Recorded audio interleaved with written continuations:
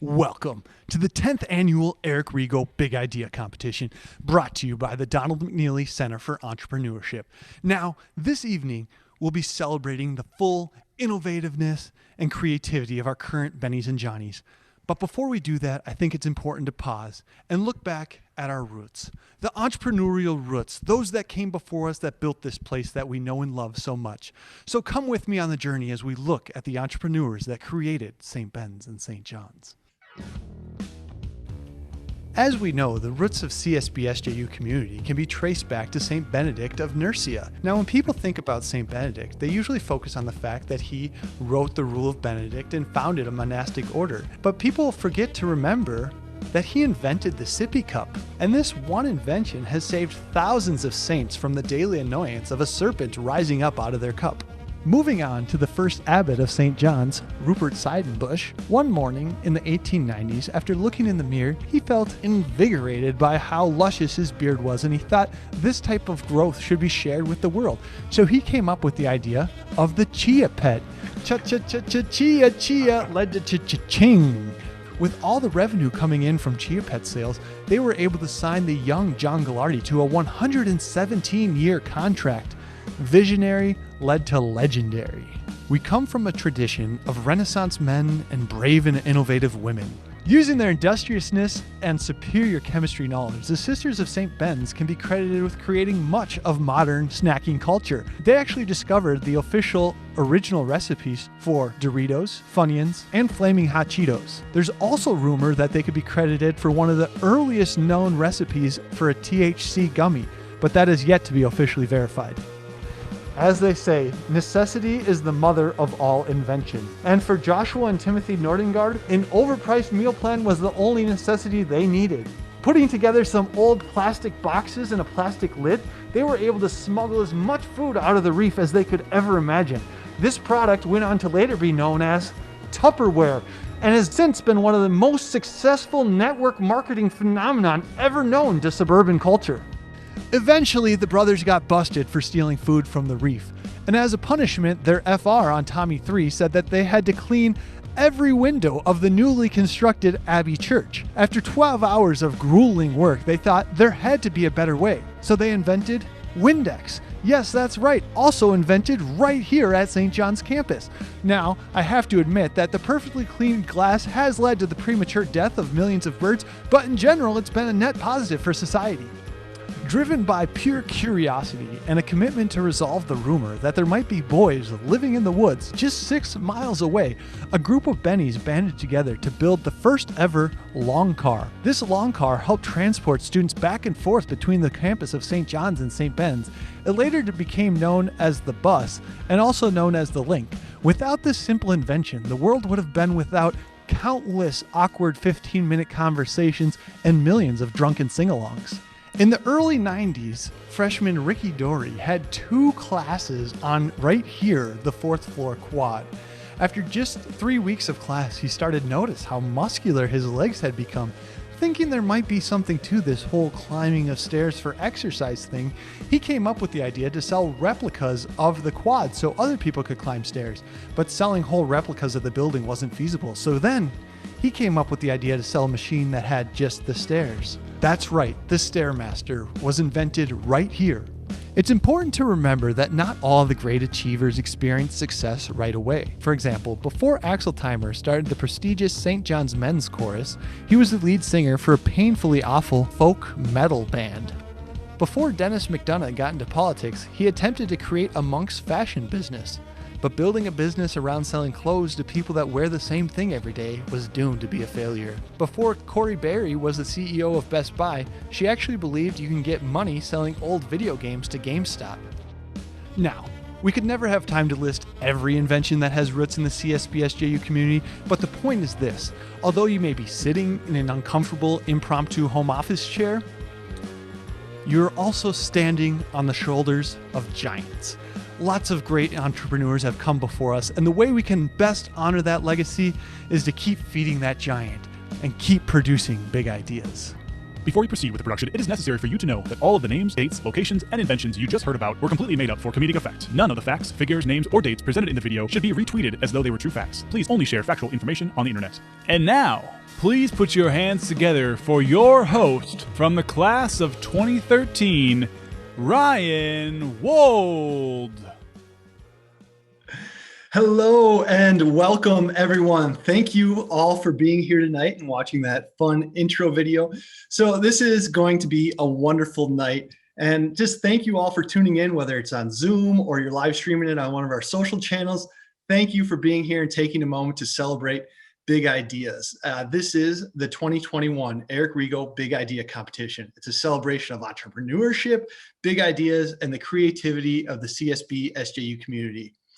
We received many entries to compete in the Big Idea competition this year, actually over 4 dozen. Tonight, the top 10 contestants will be competing for $500 that they can use to bring their idea to life, or for something else, but hopefully to bring their idea to life. Before we introduce the contestants, it's my pleasure to introduce you to the 3 panelists who will be grilling them with tough questions throughout the evening. So our first panelist, or shark of the evening, is Ed Driscoll. Ed is a graduate of the class of 1983 and is a serial entrepreneur. He's the CEO and co-founder of Rational Resource. For more than a decade, his company has been transforming energy by turning waste materials like landfill plastics and used motor oil into useful forms of energy. Ed is also a principal in Hopewell, a groundbreaking housing delivery platform that produces stylish, sustainable communities to address the affordability crisis impacting the rental market. Now, back in the mid-1990s, long before the cloud, Ed was co-founder of WhammyNet that was hosting servers and apps on the world's largest private data network and data services infrastructure. Also, as an executive producer of Watershed Entertainment, Ed helped director Ali Salim, capture the Best First Feature Award at the Independent Spirit Awards for his Minnesota-based film, Sweetland. Ed and his wife live in the greater Twin Cities area and are hoping that their 2 sons will be able to overcome their parenting. Ed's an avid cyclist and yoga practitioner, and he continually struggles to get through the many books at his bedside. Let's give Ed a big, quiet Zoom welcome. Welcome, Ed. And you can unmute yourself and let us know what kind of ideas are you hoping to see tonight? Well, I noticed in the title of this competition the word big. So I'm looking for some big ideas, something that's impactful, something that might change the world. All right, awesome. No medium, no small. Ed's looking for big. All right, now let's introduce our second panelist of the evening, which is Precious Drew. Precious graduated from the College of St. Benedict, St. John's University in 2018, where she received her bachelor's in global business with a focus on entrepreneurship. As a student, she experienced firsthand the thrill of turning an idea into a revenue-generating business through the Donald McNeely Center for Entrepreneurship's Entrepreneur Scholars Program. After completing a 9-month social impact fellowship through the Finnovation Fellows Program in Minneapolis, Precious returned to the St. Cloud area and is currently the director of G-Beta Greater Minnesota St. Cloud. G-Beta is a free 7-week accelerator program for early stage startups. Through her role as director, Precious has been connecting with and learning from entrepreneurs across Greater Minnesota. Please welcome Precious. How are you doing tonight, Precious? I'm good, Ryan. Loving the video and loving the energy so far. All right. And what kind of ideas are you looking for tonight? I'm looking for $1 million ideas, Ryan. I'm looking for the company that's going to make me a millionaire if I invest. Yes, let's make Precious some money tonight. Big ideas that also make money. Thank you, Precious. Now, our third panelist of the evening is Devin O'Brien. Now, first and foremost, Devin is a husband and father, and we need to note that he recently landed the prestigious role of assistant coach on his son's Mighty Might hockey team. Congratulations, Devin. And Devin's also a graduate of St. John's St. Ben's in 2005 and has built a career in marketing and entrepreneurship. The first 8 years of his career was spent launching new brands at Target, and he left to start his own apparel business, Search and State. He exited this company in 2018 and joined Minnesota entrepreneur Eric Dayton to launch Ask Off Finlayson, a climate positive winter outerwear company. You sell the cool North hats that everyone wants, where he is a vice president leading their marketing. Welcome, Devin. Thank you, Ryan. I'm happy to be here. This is the highlight of my year for sure. All right. Wow. We're already in February too, so that's pretty good. What kind of ideas are you looking for tonight, Devin?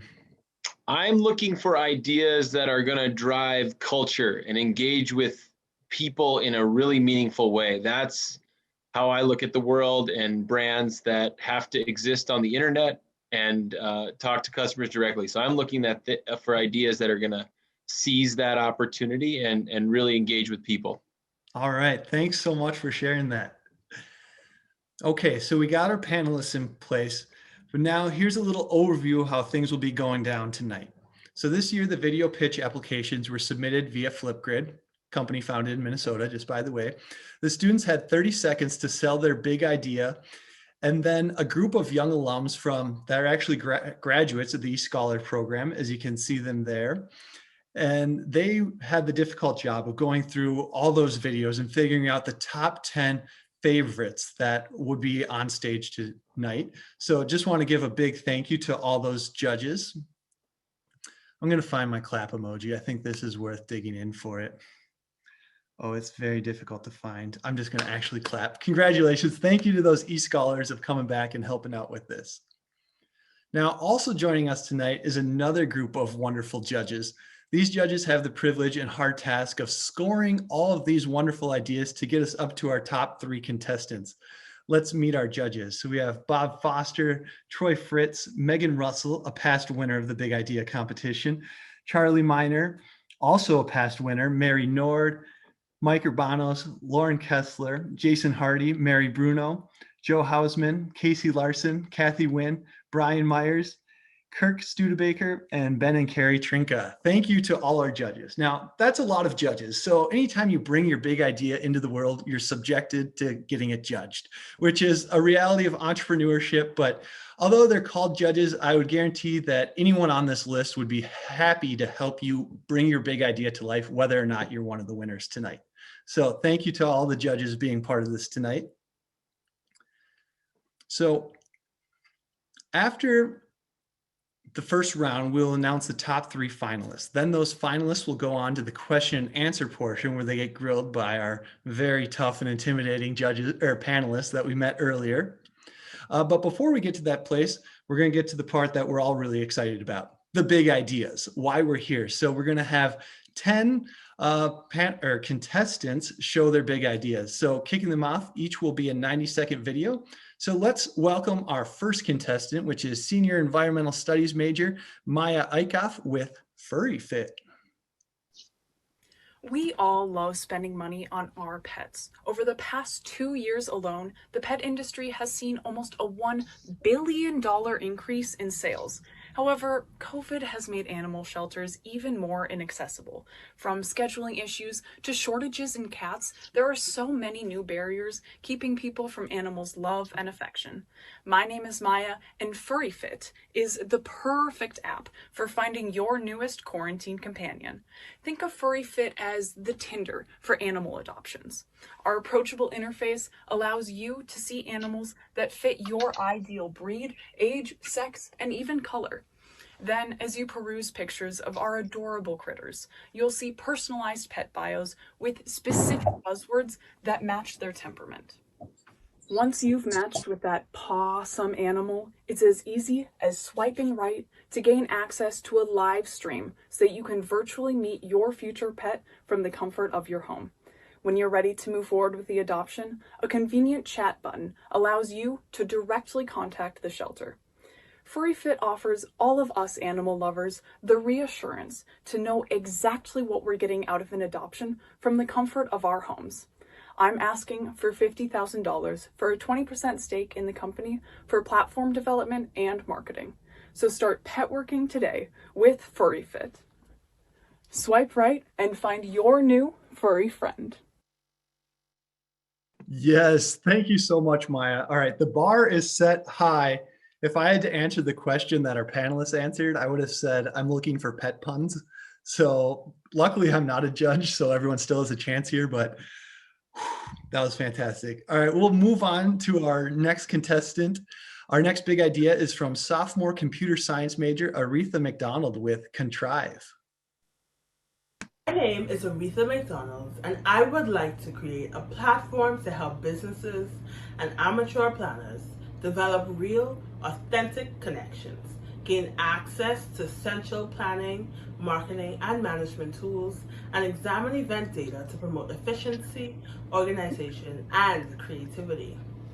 We compete in the growing event management software market, which last year was valued at $1.6 billion.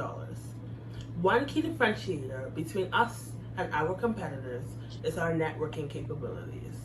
Networking plays an integral role in the planning process, and without it, planning events can be extremely difficult, especially when trying to find the right technology or solution to these difficulties.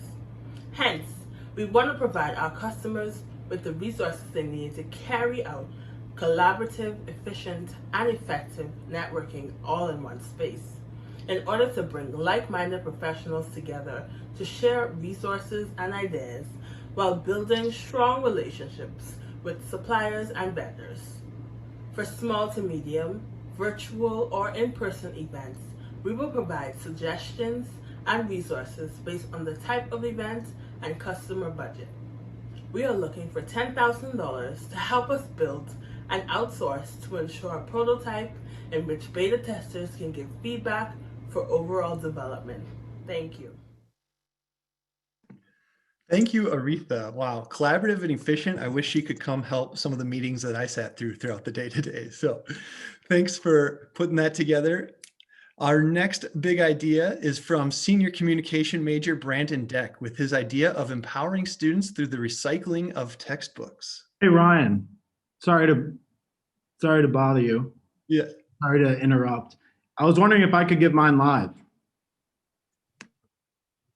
We're just going to roll with the videos since it's fair for everyone tonight, but I appreciate it.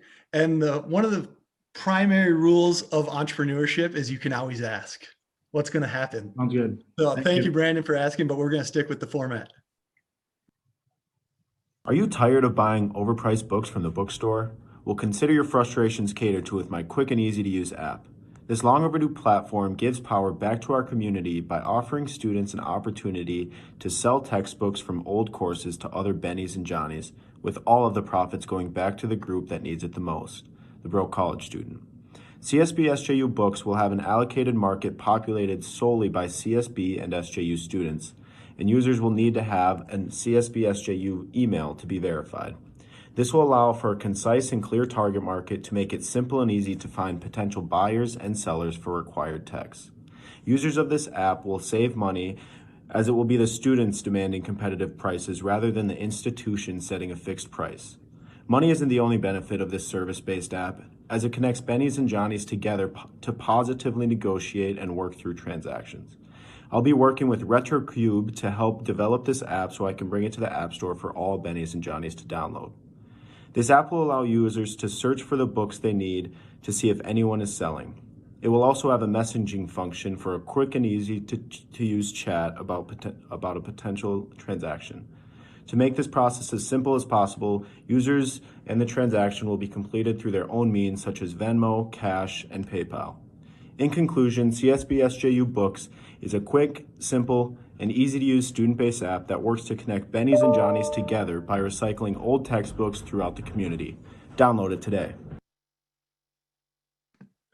Thank you, Brandon. That was great. And I wish I could participate it because I actually have a whole shelf here from used college textbooks that I haven't opened in a while. So maybe young alums might be your next market as well.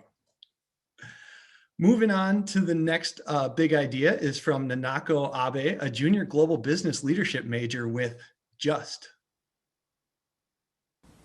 Have you ever been tired of miscalculating ingredients and then getting a mess in the kitchen? Hi, I'm Nanako Abe. Today I'll introduce the new kitchen appliance called Just. Just is an automatic ingredients dispenser that gives exact measurements. Just is about the size of a coffee maker. The ingredients containers are interchangeable.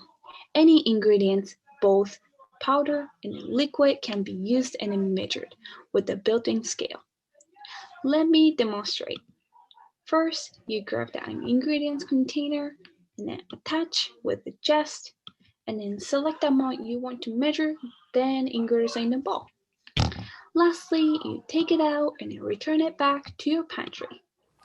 Jest will be sold at $180 with 2 initial containers. We expect customers to buy more containers as they organize their pantry and cabinet. The target customers are people who want to save time while they're cooking and baking without the mess.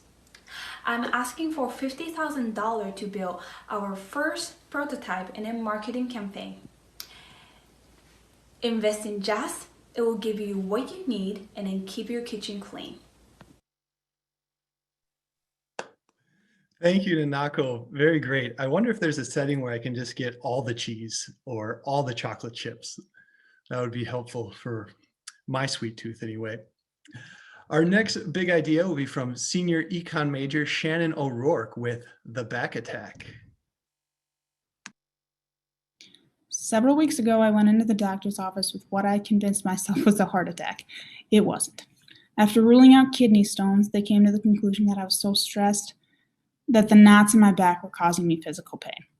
And life can get like that for all of us. We don't even know that we're stressed, let alone how to release the tension. I'm Shannon O'Rourke, and I'm asking for $50,000 for a 10% stake in my venture, The Back Attack. The Back Attack is a fitted shirt made of compression material with corded sensors strung throughout it. Individuals put it on and it scans the back, neck, and shoulder area to pinpoint where that individual holds their tension.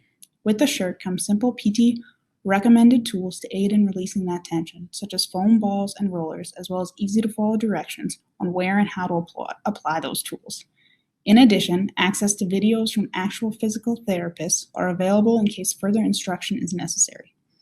The bottom line is 65 million Americans reported the admittance of experiencing recent noticeable back pain, and that should come as no surprise. Between high-priced massages and physical therapy charges, there's no convenient way for the average everyday individual to have consistent access to back care. And I don't know about you, but I believe that proper relaxation and self-care should be available to all. So sit back and relax with The Back Attack. Thank you, Shannon. I didn't think I needed that, but as the video was going, I was like, you know what? There is quite a bit of tightness in my back. I probably need a back attack. Our next big idea is from junior Christian Loeb, another econ major with The Armadillo. If you had to guess the percentage of online shoppers affected by package theft, what would you say? 5%, 7%, 15%? Well, the answer is a staggering 36% in 2019, and this doesn't account for the most recent trends in online shopping. Online shopping has been a growing market for years, and the COVID-19 shutdowns and quarantines have expedited these growth predictions by 2 years. This translates to more e-commerce sales, more packages delivered, and sadly, more package thefts and millions lost for companies. This shocking trend has both consumers and producers scrambling for a sufficient solution. So far, cameras and theft-proof containers are the most popular options, but popular is a deceiving term. Cameras have proven to be ineffective in deterring these porch pirates, while current theft-proof containers are bulky, expensive, and they stick out like a sore thumb. Knowing my mother, she would rather have her package stolen than have the front of her home ruined by a boxy abomination. This is what we call a mismanaged gap in the market. So, where does this leave us? I'll tell you. It leaves us with the Armadillo, an aluminum alloy fortress for your packages when needed, yet practically unnoticeable when not in use due to its collapsible feature. Not to mention its minimalist design and dimensions keep its retail price of $225 far below competitors of similar size and durability, ranging from $300 to $700. Porch pirates don't compromise, so why should you? Get peace of mind while keeping your home beautiful. Get the Armadillo. Thank you. Thank you, Christian. Now, great alliteration is a close runner-up to pet puns. I love the phrase a boxy abomination. I do not want that on my front porch either. So thank you, Christian. Our next big idea is from Ruby Gang, a junior computer science major with her pitch, The Link. In this fast-paced digital age, mobile is the way to go. Having a mobile app for your business provides many irresistible benefits. It allows greater reach and connection to your customers, more tailored experiences, and promotes brand recognition, which is why mobile accessibility has become a pressing matter for many small businesses. In an effort to keep up with the trend, app galleries have been flooded with endless choices and selections of applications to download. However, only a small handful found permanent home in our device. The competition for such attention is only intensified by the fact that our devices are limited by the memory space. Rather than having to choose and pick which app to download and which ones to go without, I propose an alternative. My idea is to create an app that bridges the gap between small businesses and their customers on a mobile platform. Are you a business owner trying to expand your online presence, or are you an everyday user having a hard time choosing between which apps to download? Well, I have the solution for you. The idea is to eliminate repetitive aspects of having multiple applications and merge them to a single one app that acts as a framework and routing point to them all. Think of it as an app transformer or a Rubik's Cube that turns into any app you want. Thus, there won't be a need to download more than one app, yet also having the benefit to interact with multiple unique and dedicated interfaces. Why choose one when you can have them all? Thank you, Ruby. She really gave the judges a tough question. Why choose one when you could have them all? Like, you really don't have to choose one. But all right, our next big idea here is from a senior integrative science major, Courtney Seibenahler, with FlexVend. We've all had those late nights where we're craving something quick and easy, but Sexton is closed, McGlynn's is closed, and it's 25 below, so you're not about to walk to Quick Trip. You can't even find that spare change to walk down to the vending machine in the basement and get a stale bag of chips from a vending machine that we know is rarely ever used. Instead, there sits your student ID, so you walk on down to FlexVend. FlexVend offers two types of vending machines. First is a multi-zone refrigerator freezer vending machine, and the second is a snack vending machine, a college kid's dream. The refrigerator freezer vending machine offers things like pizza rolls, chicken nuggets, taquitos, sandwiches, or even a salad for healthy late night cravers. The snack vending machine offers things like chips, candy, granola bars, whatever your heart may desire. FlexVend will never take that spare change or cash that you can never seem to find. Instead, grab your student ID and utilizing CSBSJU's Flex Dollars, you can just tap your student ID and get that snack that you've been craving all night. My name is Courtney Seibenahler, and for only $250,000 and 25% stake, together with FlexVend, we can ensure that no Benny or Johnny ever goes hungry on one of those late nights. Thank you. Yes, thank you so much, Courtney. And I think I just have to be honest with the audience that given the choice between a taquito and a salad and a late night vending machine, I'm going with the taquito every time. Our next big idea, just two more left presenting tonight, is from Luke Allen, a senior environmental studies major with Iced Out Meals. You're in the middle of Mille Lacs Lake on a brutally cold January day. The walleye have been biting off and on for the last hour, but the bite has ceased. The wind has been howling relentlessly, slowly turning your hands into icicles. You are bored, hungry, thirsty, in the middle of an icy food desert and have no options for hot, delicious food or a thirst-quenching beverage. The nearest food or drink you can get are too far away, and you cannot miss the next bite. What do? Hi, my name is Luke Allen, and I would like to inform you of the endless possibilities of iced out meals. Thousands of recreationalists hit Minnesota frozen lakes each day, and they are missing one thing: a convenient source of hot food and tasty beverages.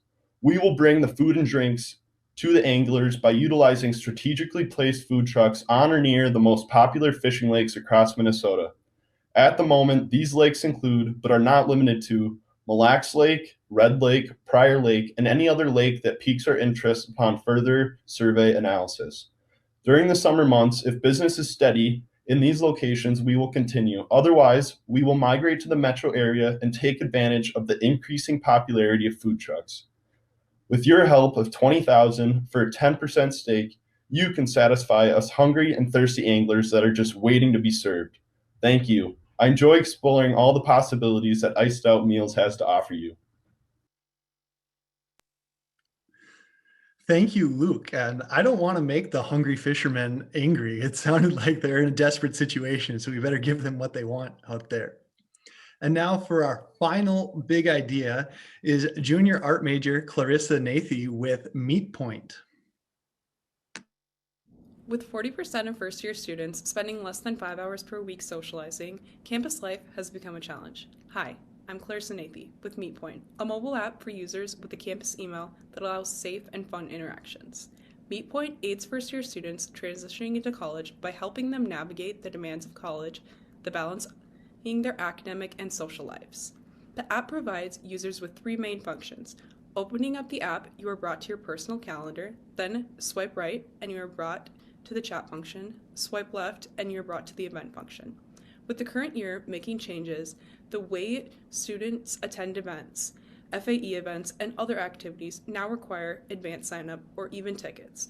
MeetPoint provides a platform for students to sign up and even store their virtual tickets all in one place. The app provides a calendar function that can remind you when you have class, dinner with your friends, or when you should call home to your family. Additionally, it gives residents, assistants, peace of mind, orientation leaders, and other student organizations when it comes to communication. Users can create group chats with their club, floor, communities, or other people who are attending events as them. This feature eliminates the hassle of collecting everyone's phone numbers or Snapchats. The mission of MeetPoint is to set the campus life at St. Ben's and St. John's apart from other universities by informing students about campus events and clubs, allowing students to connect with one another, and promoting overall campus involvement and well-being.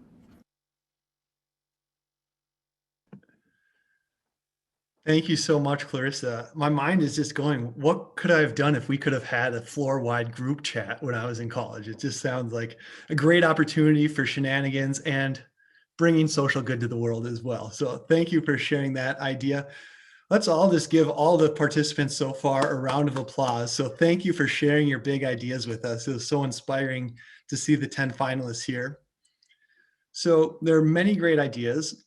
Before we get our panelists' thoughts, let's poll the audience to see what idea their favorite was. This poll is sponsored by panelist Precious Drew and the Generator. $75 will be going to the fan favorite. So thank you, Precious, for this generous contribution. And while the poll is happening, let's get the overall thoughts from our panelists. So Ed, why don't you start us? What do you think?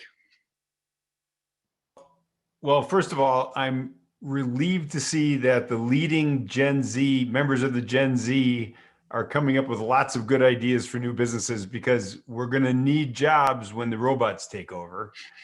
And secondly, I can see some of these ideas scaling to a significant business. So it was good to see. Thanks, Ed. Precious, what are you thinking? Any feedback or advice so far? Yeah, I absolutely love the ideas. I can say I'm hungry after a few of them, that's for sure. Could use a bite to eat now, but definitely I think there's a few ideas here that could definitely be scaled across different college campuses and beyond. So great ideas. Thanks, Precious. Devin, what are you thinking? I give a ton of credit to everyone that had the courage to pitch today. You have upped the bar yet again in this competition, so it's great to see how good all the ideas are. There's a few that address the industry I work in directly. They're really exciting to me. Most of them, almost all of them, address a real serious customer problem. So really cool, really exciting stuff. Thank you so much. Having a little bit of screen management issue here on my side. We're back. So thank you for those thoughts, and thank all the panelists and contestants. Your job is only going to get harder now as we narrow it down to 3. So while we're waiting for the results of the poll, we'll let you know at the end of the presentation who was the crowd favorite. But now I think it's time to get the audience involved. You've been listening to all these other ideas, all these other people giving their pitches. So we have a magic fishbowl here where I have some ideas that I'm going to draw out. And people in the audience, you'll volunteer. Maybe I should just read the rules actually, so I don't get muffled up. So with lots of great ideas, we're looking for audience members to use the chat feature to indicate they want to participate in this segment. The first 5 people to enter in the chat that they want to be a part of it. If you hear your name called, please unmute. I will then pull an idea out of a fishbowl and you will try to sell that idea to the audience. So you don't have any control over what the audience will be. You just need to embrace ambiguity and roll with it. All contestants will receive a prize from the Center for Entrepreneurship for participating, but the winner will receive a swag bag filled with great prizes from entrepreneurs from the CSBSJU community. So it includes an Embrace Ambiguity t-shirt, which is the slogan for the Center for Entrepreneurship this year, a safe hook from the student venture, now alums, Joe Coffey and Bardia Bijani from Trink. That's a pretty cool tool if you haven't seen it yet. A candle from Brothers Candles, a CSBSJU venture created by a monk and a professor on campus, and a backpack from Precision Landscaping, another venture run by 2 eScholar alums, Josh Fox and Joby Nolan. So once I call your name and give you the idea, you will have 30 seconds on our Zoom stage, but a lifetime of memory. So make sure you have good Wi-Fi connection and let's go. All right, 1 second. So if I'm not careful, I might accidentally call someone that was just complimenting that last presentation. So, all right. So awesome pitch, Clarissa. Very inspiring ideas. I love the fishbowl segment. That's Precious. I don't think Precious has to pitch at the fishbowl. Let's see what do we got here.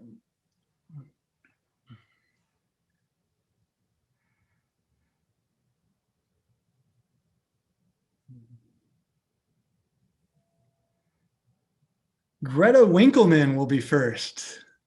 All right. Greta, the slide, I pulled it out of the fishbowl, then I magically sent it over to Kelly. And let's just pause for a second and give our tech team, Kelly, Morgan, and Claire, a round of applause. They're running things from the Entrepreneurship Center at St. John's right now. So when they advance the slide, you're going to see the idea that you have to pitch for the audience. So Kelly, whenever you're ready, you can show Greta what her idea is. Animal footprint shoes. Am I supposed to be pitching this now? Yes, you have 22 seconds left. Okay, animal footprint shoes. You're going on the woods, you're hunting through the forest, and you want to leave a sneaky trail behind. So you bring your bear animal footprint shoes, your tiger animal footprint shoes, all the footprint shoes to leave your trail going through the forest. Very well done, Greta. Thank you for leading the way and bravely going. I kind of think I didn't even know what they were, but you really created a vision quickly out of that.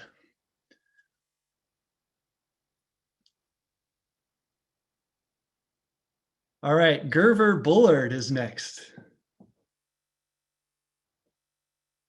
I might have pronounced it wrong. I apologize for that. So you can unmute yourself. Hey everyone. Thank you, Ryan. Okay, musical hoodie. Okay, it's the hoodie you never thought you needed. The hoodie for all the youth to use, all the college students to use. Even your parents will love it. The musical hoodie. You can just put your hoodie on, hear music. No one will know you're listening to music. Your parents will be there. You'll be in the car driving on a road trip or something. And you won't have your mom there saying, take out your earplugs, take out your earplugs. You have your musical hoodie. Get it. Buy it now. With time to spare. Thank you very much, Gerber. All right, next up is Claire Johnson. Claire, are you ready? Yes. All right, the air umbrella is available and it creates a cloud over you so you don't have to feel the rain and you don't have to hold the stick part of the umbrella, so it automatically takes the rain and brings it away from you. You don't have to get wet. You don't have to worry about shaking it off when you run into buildings or worried about the old urban legend that you shouldn't bring umbrellas inside opened. And it just helps with the rain. Thank you, Claire. Very well done. I feel like the air umbrella might just be a step beyond the masks that we have to wear because of COVID. So you might be onto something. All right, and next up is Abby Worthington. All right, the coffee mug iron. So, you know, when you wake up in the morning and you just want your coffee, and you also got to iron your clothes. So you got 5 minutes, you got to get out the door. What do you need? A coffee mug iron. This iron is very heavy and it's very hot because of the coffee. So you're gonna just place the iron on your favorite shirt that has wrinkles in it and just go to town and you're ready to go out the door. Excellent. Congratulations, Abby. Very well done. And our final fishbowl contestant will be Annie Buning.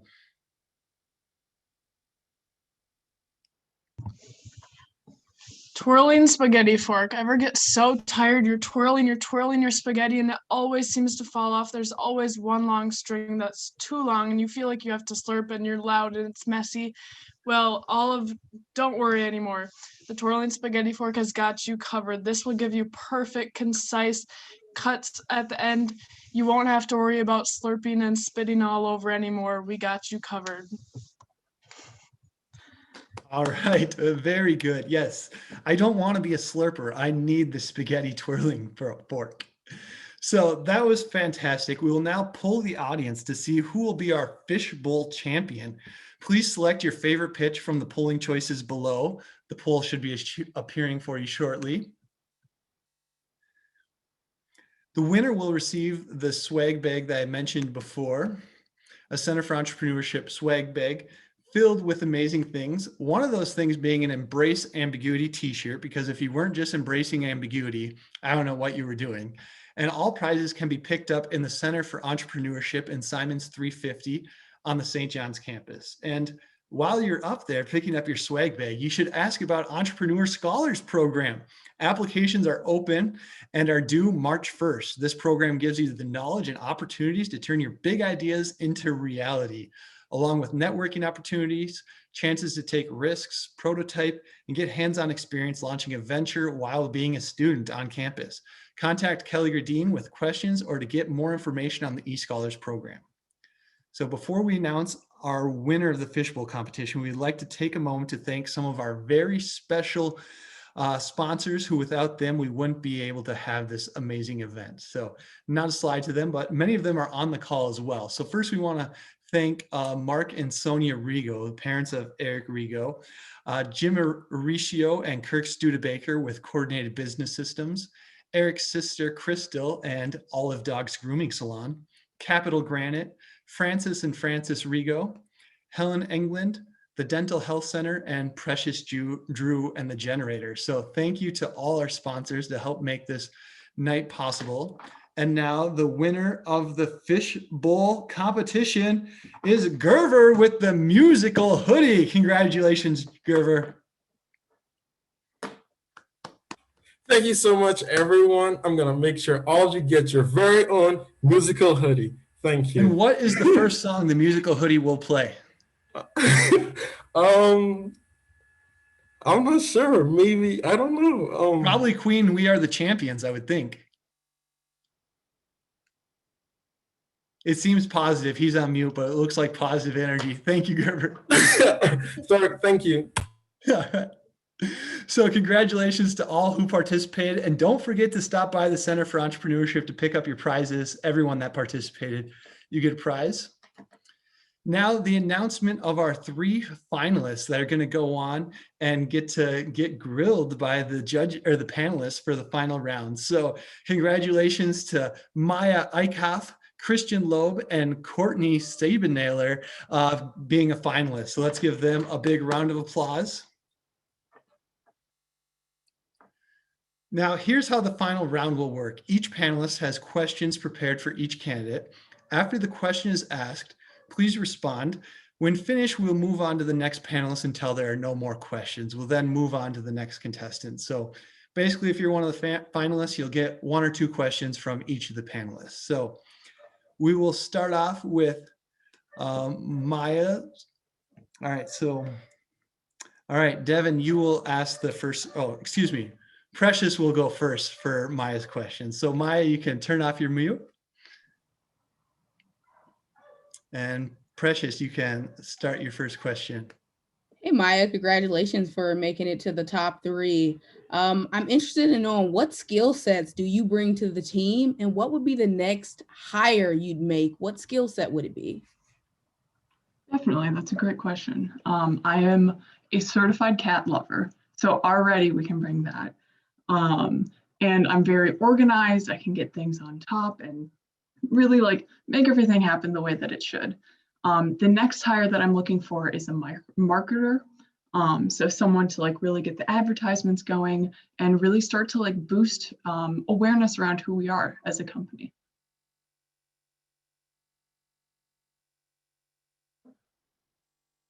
Ryan.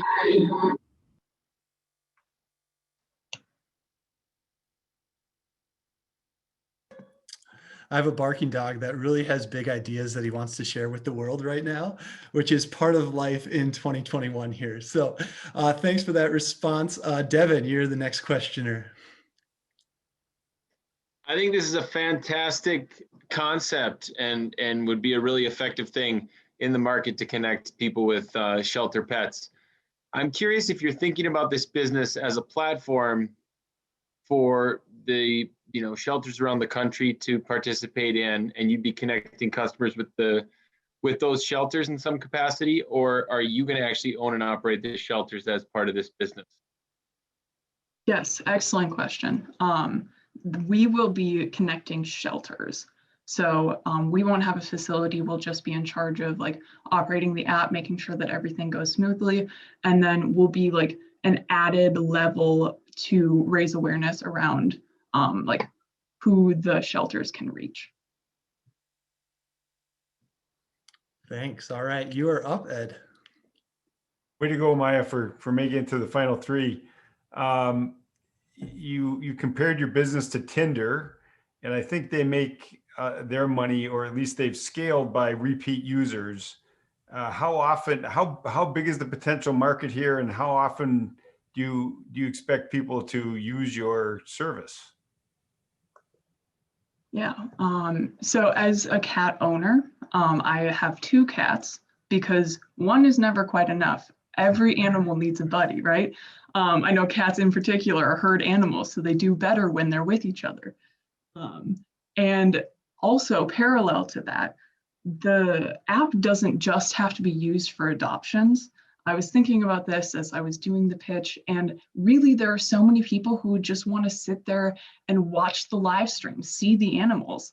And I think a lot of people, like, the trend of cats on the internet, it could be cats on the live stream so you can see what they're up to. And that's the way that you fall in love with the animals. So I think we could get a lot of repeat users. I think we could get a lot of people coming back to visit their favorite pet, even if the adoption doesn't work at the time. Great, thanks. Thank you. Well done, Maya. Really working the emotional appeal in there too. All right, so thank you, Maya. You can turn your mute back on. And now we'll go to our next finalist. So Christian, you're up. You can turn your mic on. And Devin, you can ask the first question when you're ready. Great job, Christian. Congratulations. And I love this product. I've been in e-commerce for a long time, and what you've identified is a huge problem. In my business, we sell a $500 product and they get stolen pretty frequently. So this is something that I think about a lot. My biggest question for you is, since the replacement often falls to the retailer, via some form of insurance or otherwise, businesses usually tend to cover this as part of just the cost of doing business. How are you going to sell these if I guess what I'm wondering is, does the end user care enough to buy this product, or is it going to have to be a joint venture with an existing e-commerce business? Well, yeah. Okay. So to start off, part of my target market is, of course, the consumers. But obviously, like I mentioned before in my video, producers lose millions and millions of dollars. So I think this is not only incentive for them to kind of push this product, which is great for for my company, I guess, but also having someone come and like almost scout and survey your yard is very like frightening, and then in some cases can make some people paranoid. Not only that, it is statistically proven that once it's stolen once, they typically like to come back and to try to steal more and more packages. So this just adds to the paranoia So I think the idea of once you get one package sold, you're almost at a hot spot. So this would be the incentive for the consumers to buy. Nice. All right, you're up, Ed. Good job on the pitch, Christian. And I like the product as well. I think it's badly needed. My question is there any way to connect this thing? Is it just an unintelligible box, or can you add some sensors? Is there an ongoing business here in selling data, not just providing a product? For sure. I mean, I believe the world is defined by data, and if you understand that data, then I guess you have power in that sense. As of now, I think the number one, well, for me personally, I'll be using the data on package theft, for instance, to kind of target the cities with the biggest problems.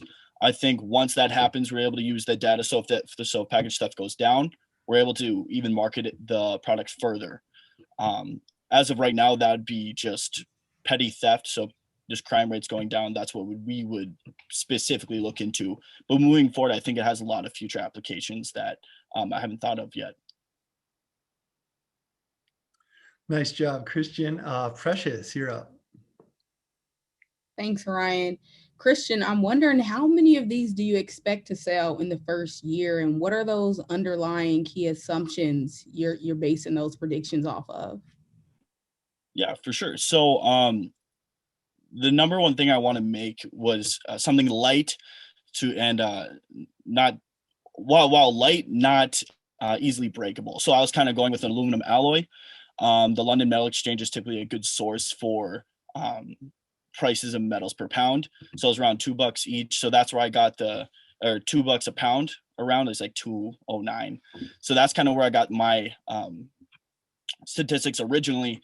And the dimensions were going to be 18 inches long, 12 inches wide, and 12 inches high. And since it's not a solid brick of aluminum alloy, it doesn't have to have that same sort of weight cost. So a lot of it is just air. It's basically just a set of panels. It's almost like a shutter. So using those dimensions and kind of calculating the different sizes of those panels, I got it to around $150 each. So, and then it costs a little bit more to add the lock and key and whatnot, but working with metalsmiths and like other locksmiths, it's not typically a very expensive cost for it. So I estimated around like $165 per thing to produce. And then it's just a matter of really utilizing the producers, they want to save money. Obviously, they don't want to have to refund consumers, as mentioned before. So that would in and of itself want to project the product further. And with that, we just have online sales and hopefully retail sales if consumers really enjoy the product. Excellent. Thank you, Christian. You can turn your mute back on, and now it's Courtney's time to shine. So Ed, you get to ask the first question of Courtney. Hey, Courtney, good job today. I'm just curious to know a little bit more about your business model. You're raising a lot of capital. Does that mean you're building the vending machines themselves? Are you building them and then leasing them? I just wasn't clear. Or are you selling food? Is that how you're making money? I'm just curious what your business model was. Yeah, so my plan is that I would put 14 of each vending machine on between both the St. Ben's and St. John's campuses, and I'd be buying those vending machines. And then it costs about $10,000 to install these on both campuses. And then for the yearly stocking cost, because I would be stocking all of the vending machines with the food products that were mentioned in the pitch. And those yearly stocking costs would add up to about $112,000. And that was taken from research done by other owners of vending machines. So overall, within the first year of operation, it would cost about $250,000 just to buy and run these vending machines.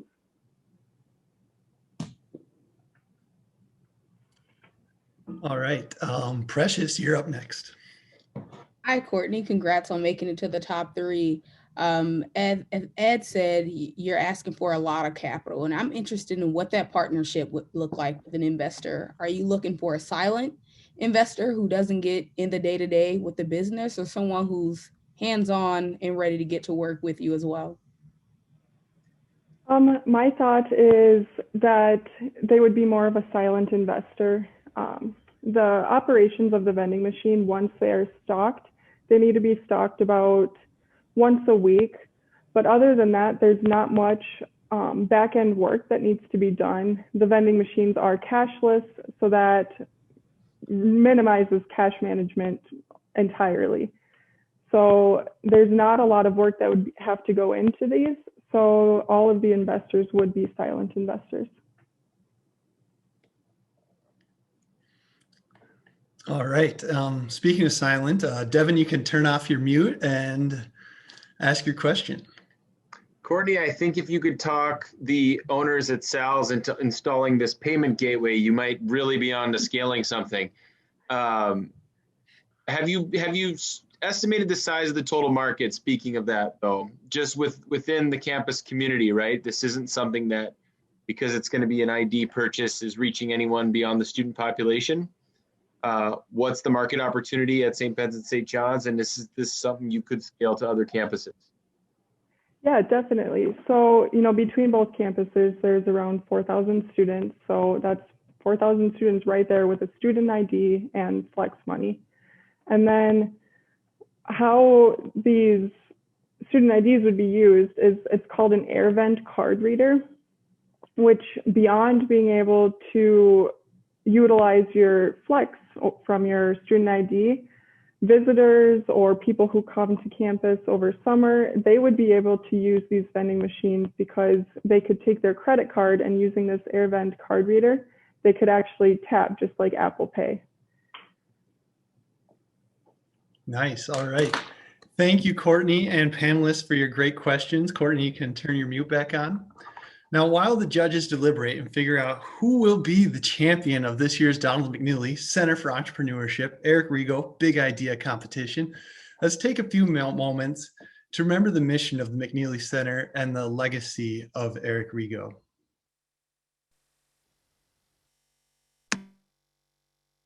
Hello, I'm Paul Marsnick, the director of the Entrepreneur Scholars Program at the College of St. Benedict and St. John's University.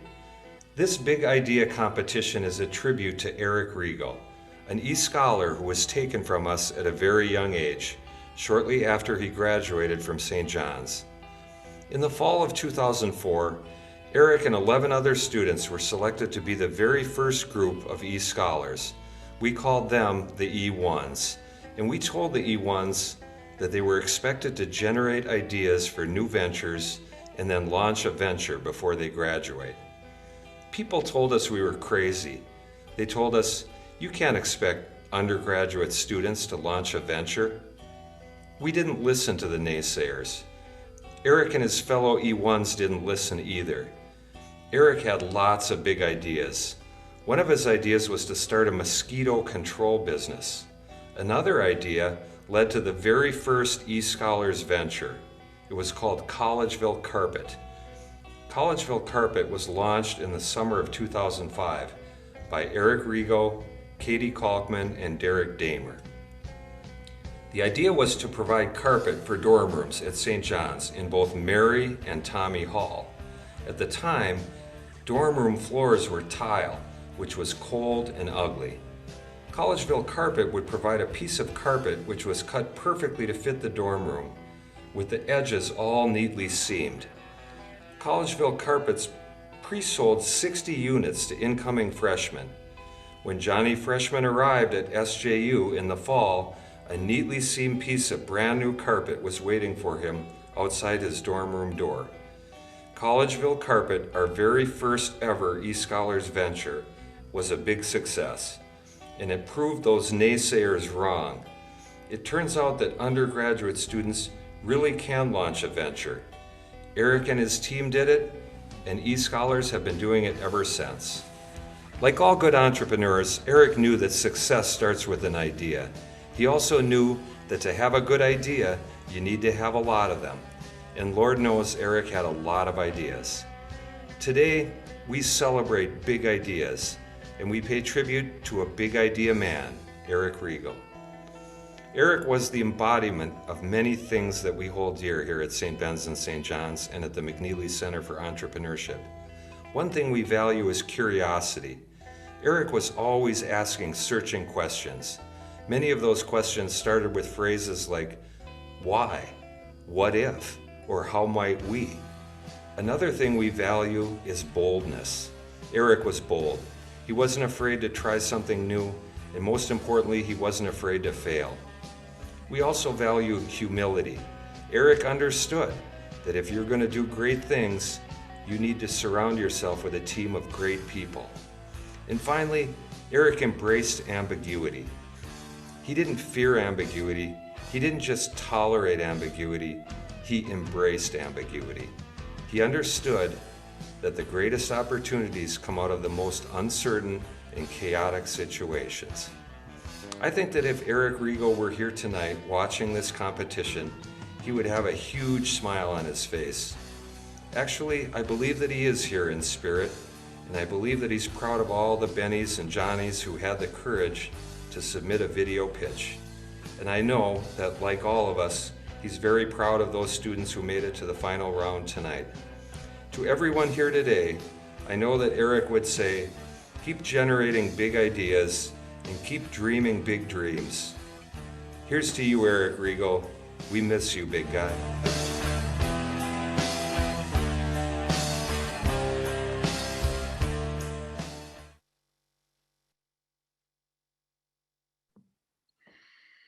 Such a beautiful video and just such a beautiful spirit as well. And it's just really incredible, especially this spring that this big idea competition has grown so much over the year. It just keeps getting bigger. Now we're doing it online.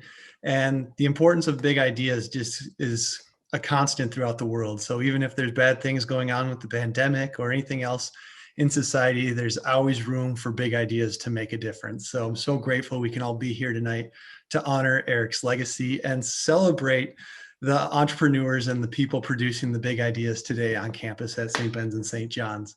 So before we announce who's taking home the big check today, I would first want to announce who the fan favorite is. So winning the $75 cash sponsored, provided by Precious Drew and The Generator, our 2021 fan favorite video is Courtney Siebenahler. Congratulations, Courtney. Courtney, would you like to say anything to the fans that elected you as their favorite? Oh, of course. Just thank you to everyone for coming. This is always such a fun event. So I'm glad all of you guys could make it. And thank you for voting for me. Thank you, Courtney. And the results are in. The judges have finished their tough work.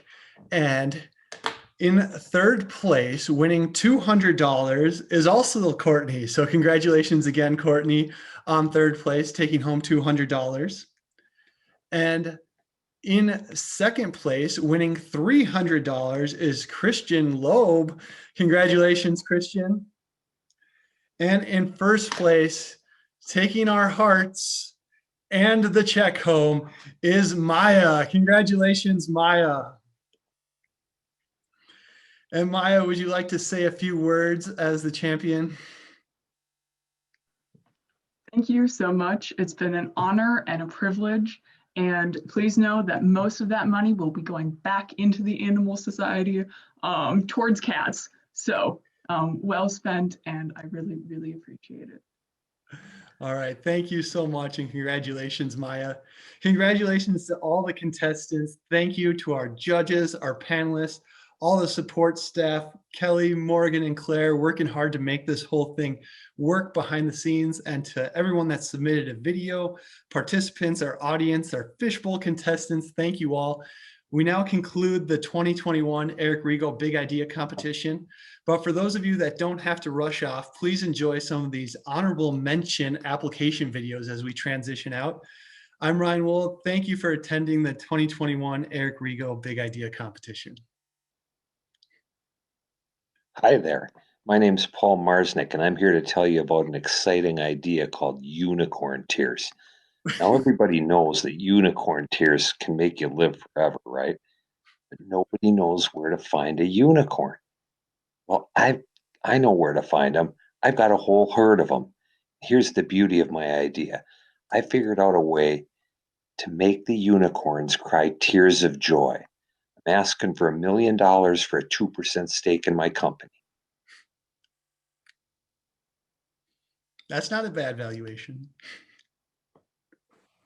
How many times have we all been in a situation where we could use a little pick-me-up? A little razzle-dazzle? Me. Picture this. You're at a work event, family reunion, school function, and you're talking to that coworker, family member, or fellow student, or teacher that you can't stand. Flasks are just too obvious nowadays. You got to level up your sneak game. Gin and Go, making life bearable since 2020.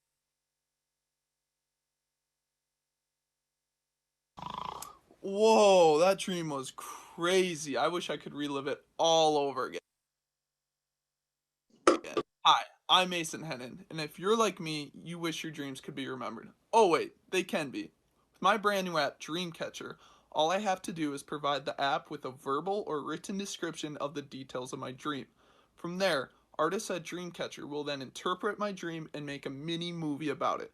My dream turned Hollywood movie can be enjoyed on my phone, computer, or even virtual reality. So be like me and catch some dreams and some Z's. Oh, not again. Ugh, we all know that feeling, am I right? You leave the house without your keys, only to return to find out that the door is locked and you can't get in. What are you gonna do? Well, I'm Mitch Hansen, and I'm presenting the Passkey, the only residential RFID key that you can carry in your wallet that allows you to swipe in and out of your house or any door that you place the compatible sensor on. So join me with Passkey and never get locked out again. Do you enjoy drinking with people of the same interests but are bored of the same old bar scene? I personally can be a dancing machine on a Friday night and a casual drinker on the next. Well, with the invention of the multi-purpose bar, you can enjoy multiple different environments within the same building. Hi, my name is Jacob Burke, and I am introducing you to the Barn Bar, a place where you can see a cowboy ride a mechanical bull in one room and be in a rave in the next. And Kelly set up some breakout rooms for us, so you can select your own breakout room if you just want to chit chat with anyone, and it avoids having to have a 100-person chit chat on Zoom. But if you want to stay around and mingle with judges, panelists, student contestants, anyone, I'll be hanging around for a while, and I think most of the panelists and the judges will as well for 20 minutes or so. So feel free to hop in a breakout room or just stay in this big room if you want to chat as well. I'm heading to breakout room 1, so anyone want to come with, feel free to join me there. Great job, Kelly. Round of applause. Yep, great job. Thank you so much. And a huge, huge thank you to Ryan. Holy Hannah. You did an amazing job. Couldn't have been done without you. You are great. Thank you so, so much. To all the judges, all the panelists, and to my team working behind the scenes, Claire and Morgan. Big thank you to them too.